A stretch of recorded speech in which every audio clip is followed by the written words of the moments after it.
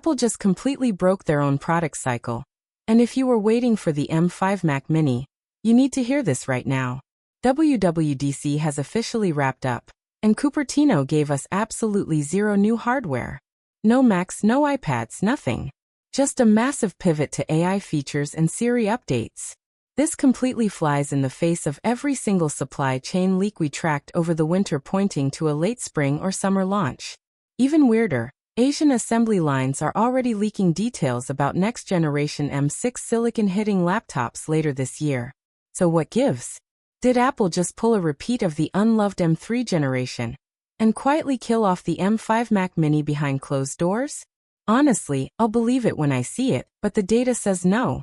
The M5 Mini isn't dead, but it is currently stuck in absolute supply chain purgatory. It has been 19 long months since the M4 Mac Mini dropped, making this one of the longest droughts for Apple's desktop line. But this delay isn't because the engineering teams are slacking off. It comes down to a brutal, industry-wide RAM and storage component shortage. Right now, global tech suppliers are prioritizing high-bandwidth memory for AI enterprise data centers, because that's where the massive profit margins are. To make matters worse, Apple inadvertently sabotaged their own inventory. When they redesigned the M4 Mac Mini into that tiny 5x5-inch chassis, and finally made 16 gigabytes of unified memory the standard base configuration, they accidentally created the ultimate budget AI server. Software developers and corporate tech departments have been buying up current M4 Minis in massive bulk quantities to run and train local large language models. The unified memory architecture handles these AI workloads so efficiently that it completely wiped out Apple's component stockpiles. If you try to order a current Gen M4 Mini today, the shipping delays are honestly hilarious. You are looking at 4 to 6 weeks for a base model, 9 to 10 weeks for 24 gigabytes, and up to 12 weeks if you spec out a 48GB Pro model. Mark Gurman over at Bloomberg noted that Apple faced a brutal choice. Launch an M5 model that they couldn't actually ship to customers, or push the timeline back until the supply chain stabilized. They chose to wait. So when do we actually get this machine? Ming-Chi is pointing directly at an October or November release window. If you're hoping for a radical new look, don't hold your breath. The M4 variant gave us the first major chassis redesign in 14 years. Apple is absolutely going to reuse this ultra-compact 5x5-inch footprint for at least the next half-decade to maximize their manufacturing margins. The real changes are happening under the hood, and they are going to spark a massive debate.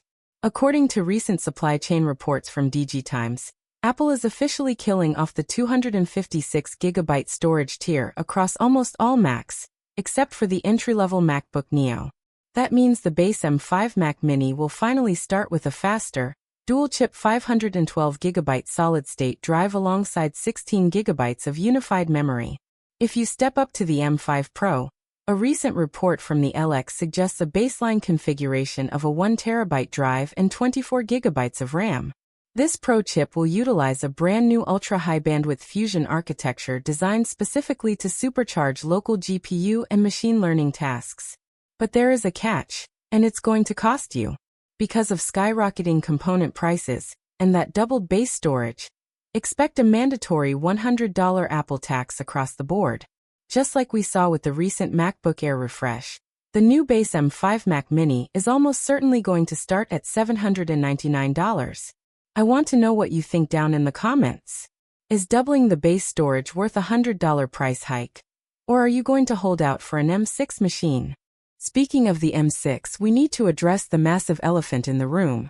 If Asian supply chains like Makotakra are claiming that M6 laptops are entering mass production by late autumn, why on earth would you buy a brand new desktop packed with a year-old M5 chip? It sounds completely backward. But this is exactly how Apple's multi-tier silicon strategy operates. The upcoming M6 architecture relies on TSMC's cutting-edge 2nm fabrication process. Early 2nm production runs are absurdly expensive, and the yields are incredibly limited. Tim Cook is going to hoard every single one of those initial M6 chips for high-margin flagship hardware, like the rumored MacBook Ultra or top-tier MacBook Pros.